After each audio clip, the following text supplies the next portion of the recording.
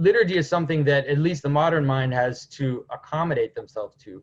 And the kind of, let's say, this holistic practice of the church year and the hymns and the architecture and the icons and everything, it's something that it seemed alien at first to the modern viewer. But maybe you can tell us a little bit about how it is that this experience of the liturgy and the encounter of this holistic beauty, how does it connect to our life and to who we are as human beings? Well, one of the ways I think about it really is under the word tradition, meaning just that which has been handed down to us. To me, tradition is not something made up by people. When people say this is just, the ideas of men, tradition is just, like my father telling me about how things work. My grandfather was a mechanic. My father was a mechanic. My two brothers are mechanics. How did they learn how to do that? Somebody had to teach them. They didn't reinvent the notion of machines. In the same way, there's so many things about our life that are just like that. In liturgy as well, in a sense, liturgy is a very traditional human behavior. Mm-hmm. I like, for instance, when people come into an Orthodox church, there are some stands with icons, holy pictures on them, and that sort of, we kind of connect with that. We'll traditionally greet them with a kiss or whatever. I built a small little stand, a little short one, with icons on it for the children, because about half of my congregation are toddlers. Mm-hmm. And you can watch a child 18 months to 2 years old, and this is all the time you see this on a Sunday morning, who come in and literally just sort of lay on the icon stand, hugging it and giving it a kiss, and go in, and nobody told them to do that. Mm-hmm. Nobody gave them a theological explanation. The simple connection between a child and this image of something they're coming to love is just natural. They might do the same thing at home with a favorite stuffed toy. Yeah. I also would say the most natural thing that children do is play. Mm-hmm. The theorist Pageau, one of your French buds, Piaget, his theory of learning was that children learn by playing.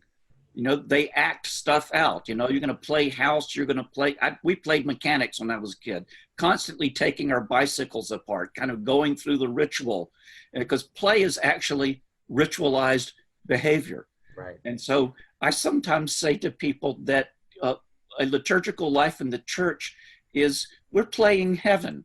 We're doing something, the most natural thing, which is adults engaging in a ritualized behavior in which we're acting out outwardly something that is inwardly true. I mean, we do these things all the time. You come home from work, you kiss your spouse. It's a ritual. Why do you do that? I mean, there's nothing, it's just a ritual. You don't do it and you're in trouble. No, I agree. I think that there's something that I've been thinking about for quite a while, is that the inevitability of ritual. We have so many that we don't realize. You shake hands, the way we look at people. We have all these manners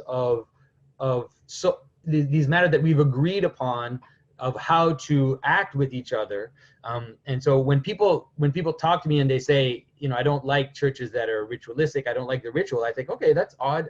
You seem to be disconnected with a very important aspect of what it is to be human. And so I would say that ritual is something like ordered action, just in general. It's like it's action that is, it's like hierarchical action that has an order within it, and that we all together acting together. You need that, if you're going to act together, you need there to be some kind of implicit order in which you're acting together. And so, and in the church, we kind of take that to the next level, because we're also celebrating. It's a celebration, but at the same time, it's not a disorderly celebration. It's an ordered celebration. It's also everybody looking together in the same direction, everybody singing the same things, and there's also multiplicity within it. People have their different parts to play, but it all comes together in kind of this great symphony. I always think that this idea of Wagner, that he talked about the perfect work of art, and he said that opera was the perfect work of art because it had all the it had narrative, but it also had music, and it had visual aspects and everything.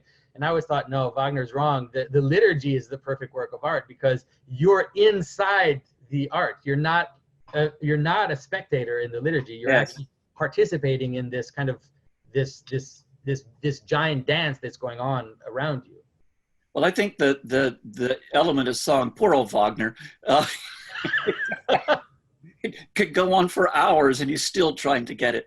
He's waiting for the fat lady to sing. But I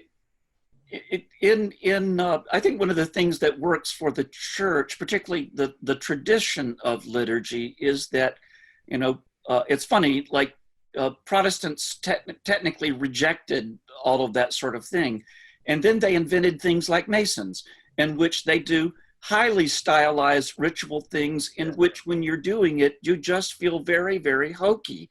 And, and it doesn't feel authentic. And I think liturgy is an extremely natural behavior. Mm-hmm. And you kind of learn how to do it and you walk within it. It should not be highly stylized. It should not be self-conscious. But actually you're doing it because you're doing what you do because you believe what's going on is real. It's reality you're dealing with. And these things, they reveal things to us about who we are, about how the world is.